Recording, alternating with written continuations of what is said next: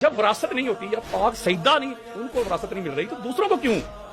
میں تو صرف یہ پوچھ رہا ہوں نا، یہ احتجاج کر رہا ہوں کہ میں مان رہا ہوں، اون کر رہا ہوں۔ آپ نے کسی عالم دین سے، اپنے اساتذہ سے کسی سے پوچھا یہ سوال؟ یعنی مجھے کلک کر رہا ہے اس لیے پوچھ رہا میں نے کئی لوگوں سے پوچھا ہے، بڑے بڑے علماء سے پوچھا ہے، وہ طویلات کرتے ہیں اگر مگر یہ وہ تو رہنے کی جگہ تھی، وہ تو یہ تھا، وہ تو وہ تھا، تو اس مکان سے کون سی پراپرٹی آ رہی تھی؟ یہ میں نے کہا اللہ کے بندو، کوئی پرافٹ نہیں آ رہی تھی اس کے، تو وہ ملکیت تو رسول اللہ کی تھی نا، گھر تو نبی کا تھا یار۔ تو وراثت جو ہوتی ہے وہ جو مال ہوتا ہے، جو ترکہ ہوتا ہے، اسی میں سے تقسیم ہوتی ہے۔ جب پاک سیدہ کو حصہ نہیں مل رہا کہ انبیاء کی وراثت ہوتی ہی نہیں ہے، تو پھر عماشہ طریقہ کو بھی نہیں ملنا چاہیے، بلکہ یہ وہی گھر ہے، یہ وہی اجرا ہے جہاں مولا حسن علیہ السلام کو دفن ہونے کی اجازت نہیں دی گئی۔ تو مولا حسن علیہ السلام کون ہے؟ رسول اللہ کے شہزادے ہیں، رسول اللہ کے جگر کے ٹکڑے ہیں، رسول اللہ کے بیٹے ہیں۔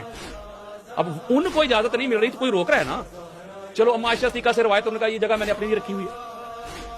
حضرت عمر بن خطاب کو انہوں نے اجازت دے دی، ٹھیک ہے، ہم اس پہ اعتراض نہیں کر رہے کہ کیوں دی، انہوں نے اجازت دے دی، ان کا کہ یہ میں نے اپنے لیے رکھی ہوئی ہے۔ بھائی آپ نے رکھی ہوئی ہے، آپ اس کی مالکہ ہیں تو رکھی ہوئی ہے نا۔ آپ جو مالکہ بنی ہے اس گھر کی، وہ کس حق سے بنی ہے؟ آپ کہیں گے کہ وہ رسول اللہ کی زوجہ تھی، تو رسول اللہ کی زوجہ تھی، رسول اللہ صلی اللہ علیہ وسلم کی ظاہراً حیات میں تو وہ رہتی، مالکہ تھی۔ آپ کہہ رہے ہیں جو نبی چھوڑ جائیں ان کا کوئی وارث نہیں بنتا، ان کا ترکہ تقسیم نہیں ہوتا، وہ صدقہ ہو جاتا ہے، وہ خیرات ہے، وہ حکومت کی پراپرٹی بن جاتا ہے، تو پھر اما عائشہ صدیقہ کیوں رہی ہیں؟